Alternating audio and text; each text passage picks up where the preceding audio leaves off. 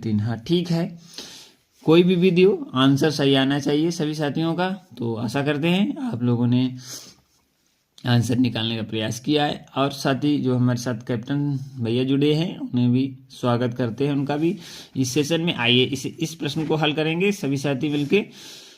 और ये शानदार प्रश्न है। क्या प्रश्न है कि 3/8 में भागे छोटा कोष्टक 5/3 माइनस 1/6 प्लस 5/8 बराबर है, किसके बराबर है ये जानना है। ठीक है, तो चलते हैं अगले महत्वपूर्ण प्रश्न की तरफ। लिखेंगे 46वां प्रश्न शानदार तरीके से।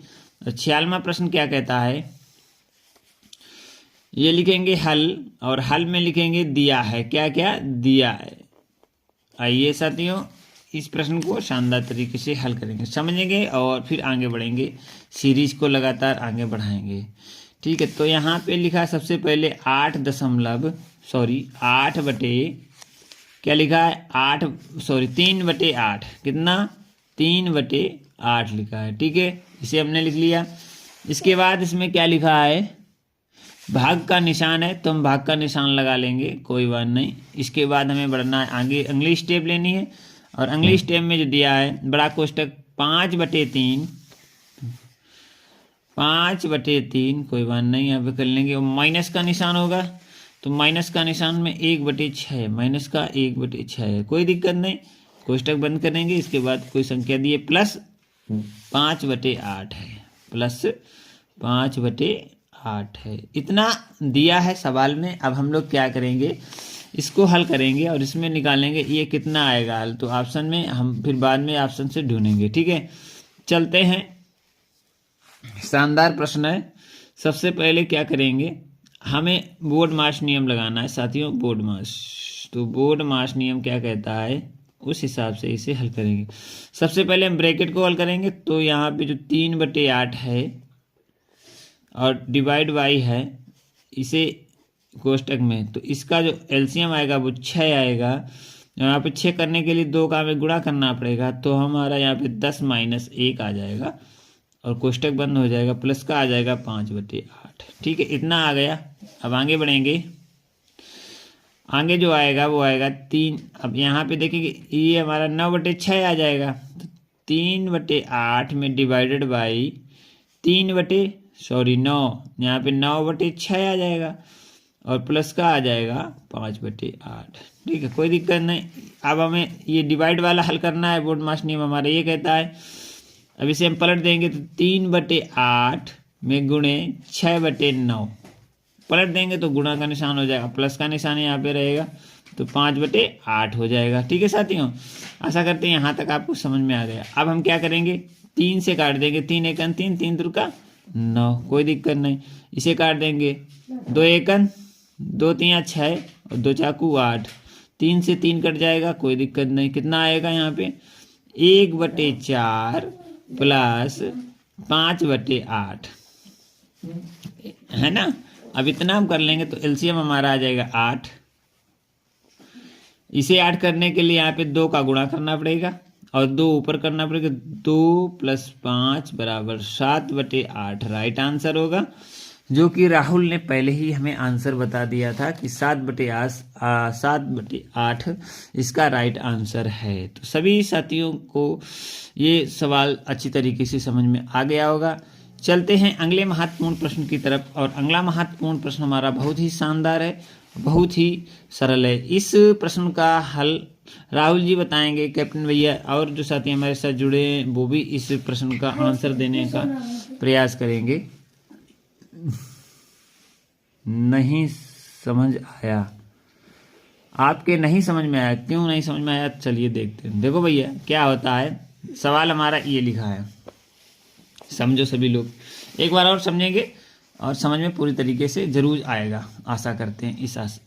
इसी आशा के साथ इसे समझाएंगे। तो सबसे पहले लिखा है साथियों 3/8 में भाग का निशान यहाँ पे लगा है और यहाँ पे एक कोष्टक में 5/3 माइनस 1/6 है और कोष्टक बंद किया गया है, ठीक है ना, और प्लस का 5/8 है। तो ये बोर्ड मास नियम कहता है सबसे पहले हम ब्रैकेट को हल करेंगे। तो ब्रैकेट वाले को भाग को हमने हल किया, तो यहाँ पे जो एलसीएम आएगा आंसर इसका 10 होगा, किसका अगले का ठीक है राहुल जी, पहले अगले भैया, एक भैया का कमेंट आया कि ये मुझे समझ में नहीं आया, तो उन्हें थोड़ा समझाने का प्रयास करेंगे। तो यहाँ पे हम इसका एलसीएम लेंगे तो एलसीएम भाई 6 आ जाएगा, ठीक है ना। तो 6 एलसीएम इसका आ गया।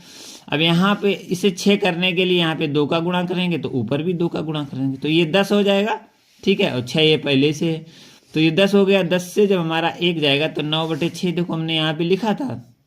पहले इतने ही पोर्शन को हल करेंगे। अब ये भाग में है, भाग में होता है, गुणा करने के लिए इसे पलट देना पड़ता है, ठीक है ना। जब इसे हम भाग को गुणा में करेंगे तो पीछे वाली भिन्न को पलटेंगे। तो हमने पीछे वाली भिन्न को पलटा तभी ये आ गई 6/9, ठीक है ना। और इसे जब हमने काटा, कैसे काटा देखो यहाँ पे काट दिखाएं आपको, 3/8 में गुणे 6/9। अब इसका जो गुणनखंड होगा वो 3 × 3 होगा, ठीक है। तो 1 3 यहाँ पे आपको दिखाई देगा, इसे काट देंगे। और 1 3 यहाँ पे, क्योंकि इसका गुणनखंड है 3 × 2 तो 3 यहाँ पे बचेगा 2, ठीक है। अब ये 2 1 2 और ये 4 आएगा, ठीक है। ये 4 आ गया। अब ये कितना बच गया, 1/4 बच गया, ठीक है भैया, समझ में आया होगा आपको। अब यहाँ पे हमने यही 1/4 रख दिया और यहाँ पे एलसीएम 8 होगा। इसे 8 करने के लिए यहाँ 2 का गुणा करना होगा तो यहाँ पर भी हमने 2 का गुणा कर दिया तो 2 + 5 हो गए 7, 7/8 इसका आंसर समझ में आया होगा। चलिए साथियों, इस प्रश्न को समझा। अब इसी आशा के साथ अगले महत्वपूर्ण प्रश्न पर हम चर्चा कर रहे थे। तो हमें राहुल जी ने इसका आंसर दिया था 10 इसका बिल्कुल राइट आंसर है। तो आइए हम लोग मिलकर इसे भी हल करेंगे और फिर राहुल जी के आंसर पे सही का निशान लगाएंगे। 48वें का क्वेश्चन आया 9.99, 0.99, ठीक है।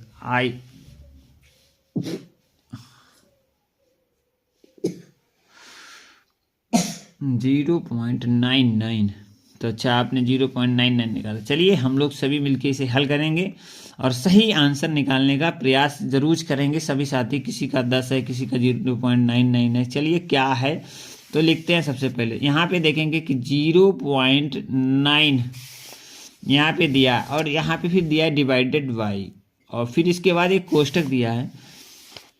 कोष्टक में 0.3 यही है ना, ठीक है, इंटू 0.3, ठीक है। और इसे कोष्टक में सबसे पहले साथियों क्या करेंगे, हम कोष्टक को ही हल करेंगे,